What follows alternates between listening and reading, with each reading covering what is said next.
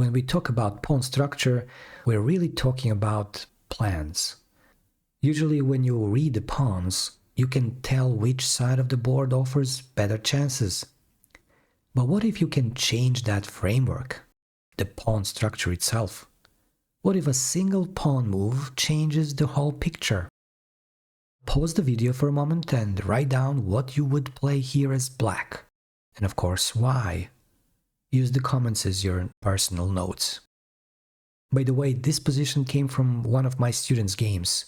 We thought we'd spend 2 minutes on it, instead we ended up discussing it for the whole lesson, and you'll see why.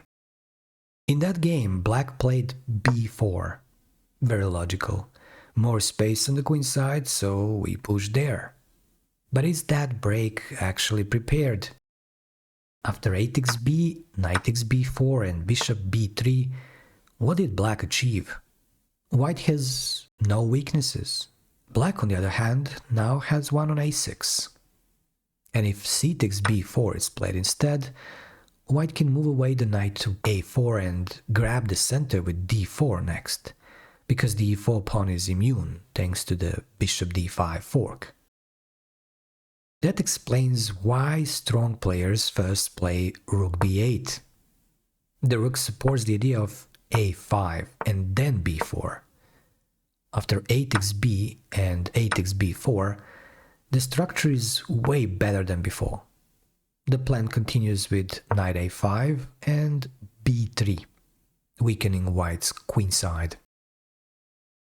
Yes, the bishop is staring at our rook. It feels uncomfortable, but there is no concrete follow-up for white, and in practical terms the discomfort is more psychological than real. And this is a very important practical lesson. Many players hesitate to play such moves simply because they look awkward. If you calculate and cannot see a clear refutation, you should play the move anyway. Now, let's change the angle completely. The central pawn structure isn't fixed yet, which gives black another strategic option: kingside expansion. The move that immediately comes to mind is e5. It locks the center and prepares f5. From a strategic point of view, this is very attractive. But every structural change comes with concessions. After e5, the d6 pawn becomes backward, and the d5 square turns into an outpost for white. White's plan is very clear: conquer the outpost. That means exchanging black's minor pieces that can control d5, while keeping own pieces that can reach the same square. This leads us straight to bishop g5. It pins the defender and keeps the option of bishop takes f6. Basically, everything revolves around d5. What about bishop e6? Looks logical. Trade bishops, cover d5, open the f-file. But white won't cooperate. Instead, knight d5 comes. Black captures, and white recaptures with the bishop. And here it's important to note, recapturing with a pawn, although it looks like gaining space, is actually a strategic blunder. It blocks the a2 bishop and permanently seals the outpost. Mission failed. After queen c7, the knight is unpinned. That means white should take on f6, otherwise the knight escapes.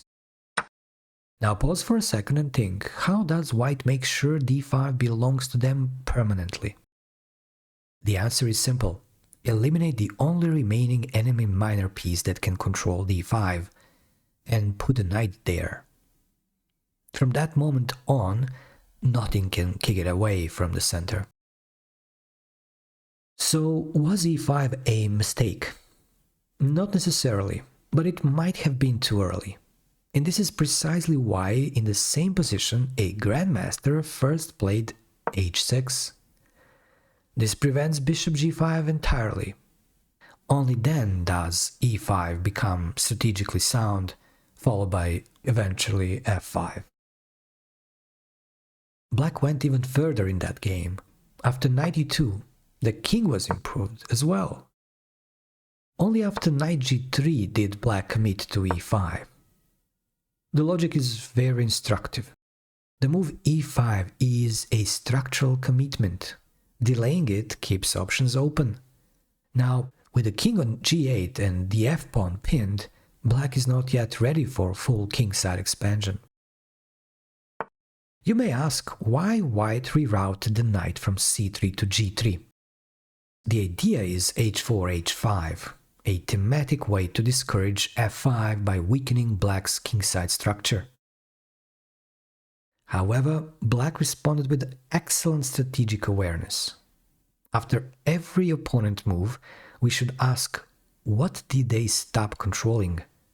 The knight on c3 controlled d5. On g3, it no longer does. This allows black to consider d5, simultaneously freeing the position and resolving structural weaknesses. This is the hardest skill in chess, building your own plan while constantly checking what your opponent has abandoned. To summarize, we looked at an immediate queenside break with b4, we improved it by preparing with rook b8 and a5, we explored a kingside plan with e5 and f5, and we refined it further by adding h6 and even king h7 before committing. Two distinct plans, both viable, from the same position. We saw how important it is to understand the pawn structure, but flexibility matters even more. And now I leave you with a final question. Is there a third plan here? A different pawn break? A different maneuver? Something we deliberately avoided? Write it in the comments and let's analyze it together.